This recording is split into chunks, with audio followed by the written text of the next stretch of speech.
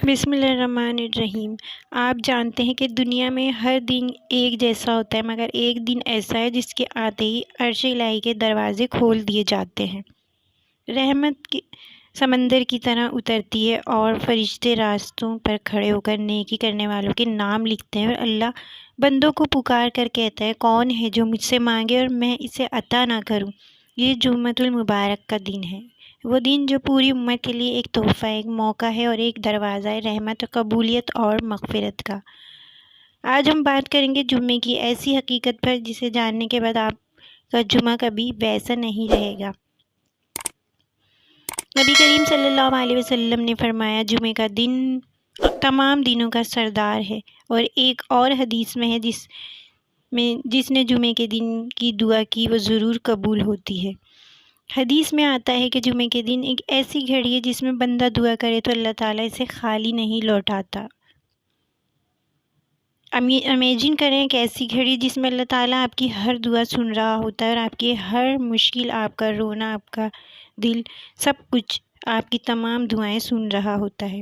نبی کریم صلی اللہ علیہ وسلم نے فرمایا، جمعے کے دن مجھ پر زیادہ سے زیادہ درود بھیجا کرو، کیونکہ تمہارا درود مجھ تک پہنچایا جاتا ہے۔ یعنی جمعے کے دن جب آپ صلی اللہ علیہ وسلم کہتے ہیں تو وہ درود سیدھا نبی پاک صلی اللہ علیہ وسلم تک پہنچتا ہے۔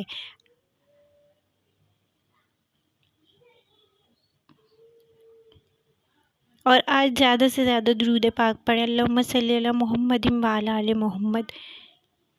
جمعے کی سنتوں میں پہلے بھی میں ویڈیو بنا چکی ہوں جمعے کے ٹاپک پر، اور آئی بٹن اور ڈسکرپشن میں لنک دوں گی، ویڈیو کو ضرور دیکھیے گا، اور ویڈیو کو صدقہ جاریہ کی نیت سے شیئر کیجیے گا اور کمنٹ ضرور کیجیے گا۔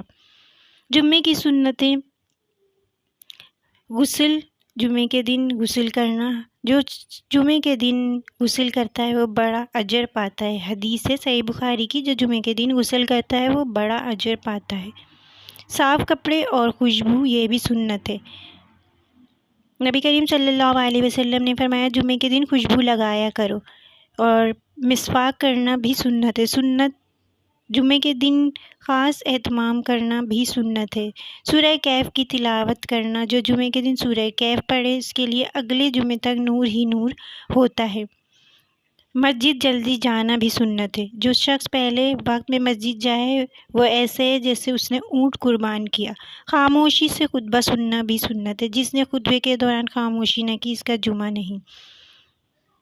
زیادہ دعا کرنا، زیادہ تر علماء کے مطابق یہ وقت عصر کے بعد سے مغرب تک ہے۔ قبولیت کی گھڑی کے بارے میں علماء کا کہنا ہے کہ عصر کے بعد سے مغرب تک کی گھڑیاں ایسی ہوتی ہیں کہ اس میں قبولیت کی گھڑی ہوتی ہے، اس میں زیادہ سے زیادہ دعا کرنی چاہیے۔ قرآن میں جمعے کا ذکر اللہ تعالیٰ فرماتا ہے کہ ایمان والو، جب جمعے کی اذان ہو جائے تو اللہ کے ذکر کی طرف دوڑو۔ یہ دوڑو کا لفظ صرف چلنے کے لیے نہیں ہے، بلکہ دل لگانے، شوق، اہتمام اور محبت سے مسجد جانے کا حکم ہے۔ ایک صحابی کا ذکر آتا ہے کہ ایک دن وہ جمعے کی اذان کے دوران مسجد کی طرف بھاگ رہے تھے کہ بارش ہو رہی تھی، راستہ کیچڑ بھرا ہوا تھا۔ کسی نے پوچھا، اتنی جلدی کیوں؟ ابھی تو وقت ہے۔ صحابی نے روتے ہوئے جواب دیا، میں ڈرتا ہوں کہیں وہ گھڑی نہ نکل جائے جس میں دعا قبول ہوتی ہے۔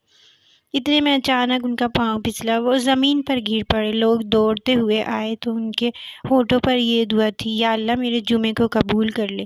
اسی دوران وہ اللہ کے پاس چلے گئے۔ علماء کہتے ہیں جس شخص کی زبان پر آخری لفظ دعا ہو اس کی موت بھی رحمت ہے۔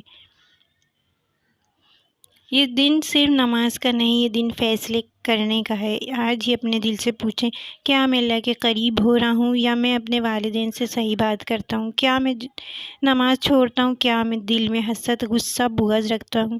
جمعہ تبدیلی کا دن ہے۔ آج اللہ سے ایک دعا ضرور مانگیں کہ یا اللہ میرا دل بدل دے، اسے اپنی محبت سے بھر دے۔ آج آپ نے یہ ویڈیو سنی اور اب اللہ آپ کے دل پر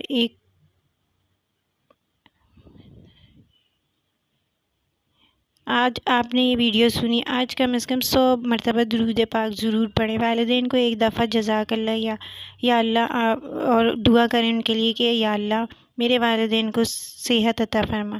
عصر کے بعد کم از کم 5 منٹ ہاتھ اٹھا کر اللہ سے دعا مانگیں۔ آج کسی ایک غریب، یتیم یا ضرورت مند کو کچھ نہ کچھ ضرور دیں اور ہر جمعے کی ایک نیکی کو اپنی زندگی کا حصہ بنا لیں۔ اے اللہ، آج جمعے کے دن یہ سننے والا جو بھی ہے اس کے دل کی ہر ٹوٹی ہوئی دعا قبول فرما لے اور اس کی مشکلات آسان کر دے اور اس کی زندگی کو اپنی رحمت سے بھر دے۔ اللہم صلی علی محمد وعلی آل محمد۔ جزاک اللہ۔